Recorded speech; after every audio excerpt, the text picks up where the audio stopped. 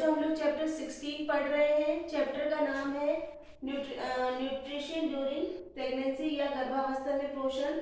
इसमें कल हम लोगों ने पढ़ा था बच्चों की प्रेगनेंसी होती क्या है, कितने दिनों की अवधि होती है ये। इसके बाद में हमने पढ़ा था कि बॉडी के अंदर क्या क्या चेंजेस आते हैं। आज की क्लास में हम लोग पढ़ेंगे कि इस समय न्यूट्रिशनल प्रॉब्लम कौन कौन सी हो जाती है उसको।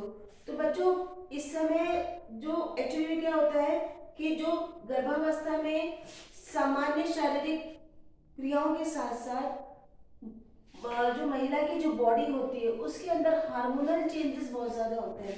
मतलब कि हार्मोन परिवर्तन होने के कारण उसको 9 महीने तक कई समस्याओं के सामने से निकलना पड़ता है। इसमें जैसे कि है प्रातःकालीन वमन, मीन्स है कि मॉर्निंग के टाइम में जैसे वो उठती है तो वॉमिटिंग होती है और खाने के प्रति अरुचि और पाचन संबंधी प्रॉब्लम, रक्ताल्पता, एनीमिया, हाई ब्लड प्रेशर, पैरों में बाल्टे आना, ये सब प्रॉब्लम्स आने लगती है। तो इस समय डॉक्टर का पूरा सहारा लेना चाहिए उसको, ताकि वो अपनी प्रॉब्लम का डिस्कस कर सके और जितने भी जांचें होती हैं, जो भी टेस्ट होती है, उनको करवाते रहना चाहिए ताकि 9 महीने में कोई उसको कोई जटिल संकट ना आए, किसी तरह की कोई समस्या उत्पन्न नहीं होनी चाहिए। तो बच्चों आज की क्लास में हम लोग यही पढ़ेंगे कि पोषण संबंधी समस्याएं कौन कौन सी होती है, मतलब वो किन किन समस्याओं से निकलती है। उसमें फर्स्ट है जी मिचलाना या प्रातःकालीन वमन।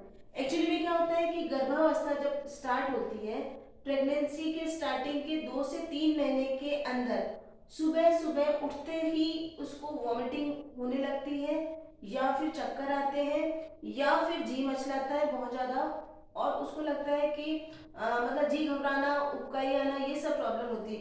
ये सारा होता है हार्मोन्स के कारण, क्योंकि इस समय शरीर में हार्मोन बदलने लगते हैं जो कि रात भर अपना प्रोसेस करते रहते हैं। सुबह जैसे उठते हैं तो उसको तुरंत कुछ सॉलिड खाना चाहिए, मतलब कि उसको या तो कोई बिस्किट, टोस्ट, भुने चने आदि खाकर ही उसे चाय या दूध लेनी चाहिए। उससे पहले मतलब लिक्विड नहीं लेना चाहिए। सुबह उठते से कुछ अगर वो थोड़ा सा सॉलिड कुछ खा लेगी तो ये प्रॉब्लम नहीं होगी। और दूसरा है इसमें बच्चों, एक्चुअली में अगर ये 2-3 महीने के बाद भी प्रॉब्लम सॉल्व नहीं हो तो उसको डॉक्टर को दिखाना चाहिए। सेकंड है पाचन संबंधी परेशानियां, डाइजेशन में भी कई तरह की प्रॉब्लम्स आने लगती है गर्भाशय के बढ़ते आकार के कारण। ठीक है, उसका जो अमाशय पर है, नेचुरल अमाशय भी सिकुड़ेगा, कम जगह मिलेगी उसको काम करने के लिए, तो अमाशय पर दबाव पड़ता है।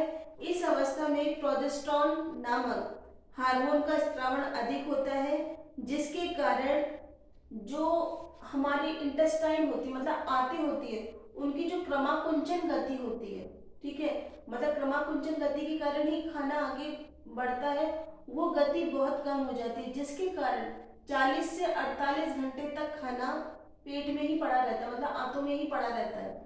और इस कारण से उसको अपच हो जाती है, मतलब डाइजेशन प्रॉपर नहीं हो रहा, और कई बार खट्टी ढकारें आती है, अम्लीय ढकारें आती है, कई बार लगता है कि मुंह में खाना आ गया। ठीक है, तो इस कारण से उसको खट्टी ढकारें, छाती में जलन, ये समस्या हो सकती है। और मांसपेशियां जब ढंग से काम नहीं कर रही है, मसल्स ढंग से प्रॉपर काम नहीं कर रही है, तो इसके कारण कई बार कब्ज हो जाती है। कब्ज के कारण भी उसको ये प्रॉब्लम्स आ सकती है। इस समय ध्यान रखना चाहिए कि अगर आपको इन सब प्रॉब्लम से दूर रहना है तो सबसे पहले गर्भवती को कभी भी भरपेट खाना एक साथ नहीं देना चाहिए। जितना खाना वो खा रही है उसको 2-3 टुकड़ों में, मतलब अगर वो 3 रोटी खा रही है तो एक साथ 3 रोटी ना खा करके 1.5-1.5 रोटी या 2 रोटी या 1 रोटी करके कुछ टुकड़ों में खाना खाए। पूरे दिन भर में इस तरह से उसको 5-6 बार पूरा खाना खाना चाहिए। दूसरा बात, उसको मोटा अनाज, मतलब रेचक जिसे कहते हैं, फाइबर वाला खाना जिसमें रेशे होते हैं, वो ज़्यादा यूज़ करना चाहिए। मैदा, पतला अनाज, बारीक अनाज, इन सबको अवॉइड करना चाहिए। तला फला हुआ, मैदा हुआ और जो बाहर का जंक फूड हुआ वो बिल्कुल भी उसको नहीं लेना चाहिए। फिर नेक्स्ट है कि पर्याप्त मात्रा में जल और लिक्विड, ठीक है, छाछ, दही, आपका जितने भी अपने जो जूस वगैरह होते हैं उन सब का सेवन अधिक से अधिक करना चाहिए। आहार और शौच, मतलब खाने के टाइम में भी उसको सतर्कता रखनी चाहिए और उसको शौच जाने में भी, ठीक है, फ्रेश होने के लिए भी उसको मतलब वो निर्धारित रखना चाहिए कि हाँ मुझे इस समय जाना है। इसके बाद में नियमितता रहनी चाहिए। शौच जाने से पहले उसको गुनगुने पानी में नींबू पी लेना चाहिए। अगर उसको कॉन्स्टिपेशन या कब्ज की प्रॉब्लम रह रही है तो उसको गर्म पानी में नींबू ले लेना चाहिए। सुबह शाम उसको खुली हवा में टहलना चाहिए, व्यायाम करना चाहिए, हल्का व्यायाम जो उसको लिए सुटेबल है, ताकि उसकी बॉडी में मूवमेंट पूरा होता रहे। थर्ड बच्चों प्रॉब्लम आ रही है इसमें, वो है रक्ताल्पता मतलब एनीमिया या high blood pressure. High blood pressure के साथ साथ बच्चों स्वेलिंग भी आ जाती है जिसे हम सूजन बोलते हैं। गर्भावस्था में शारीरिक वजन बढ़ने के साथ साथ रक्त की कुल मात्रा में भी 1 से 2 लीटर तक की वृद्धि हो जाती है। लेकिन तरल रक्त में वृद्धि के साथ साथ हीमोग्लोबिन की वृद्धि उतनी नहीं हो पाती, और जिसके कारण हीमोग्लोबिन का स्तर जो 12 से 14 रहना चाहिए उससे गिर करके 11 से कम हो जाता है। और कई बार ये जो स्थिति होती है हीमोग्लोबिन के गिरने की जो स्थिति होती है 7 से भी कम गिर जाता है। तो ऐसी स्थिति में शिशु और माता दोनों की जान को खतरा होता है, और इसी स्थिति को हम लोग रक्ताल्पता, एनीमिया या खून की कमी कहते हैं।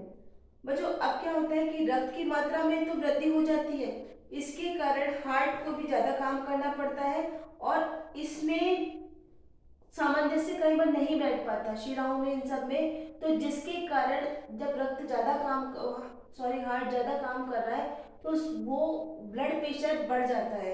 ब्लड प्रेशर बढ़ने से भी कई तरह की प्रॉब्लम आ जाती है। जो नीचे के जो गर्भाशय के जो नीचे के जो पैरों के जो हिस्से हैं वहां तक ब्लड की सप्लाई पूरी हो ही नहीं पाती जितनी मात्रा में ब्लड चाहिए। इस कारण जब खून की मात्रा सही ढंग से नहीं पहुंच पा रही है तो भी स्वेलिंग आ जाती है। नेक्स्ट है बच्चों, इसमें कई बार होता है कि पहले स्वेलिंग पैरों पे आती है, फिर हाथ पर, फिर मुंह पर स्वेलिंग आने लगती है। इस समस्या से निपटने के लिए उसे आयरन की मात्रा भरपूर मात्रा में लेनी चाहिए।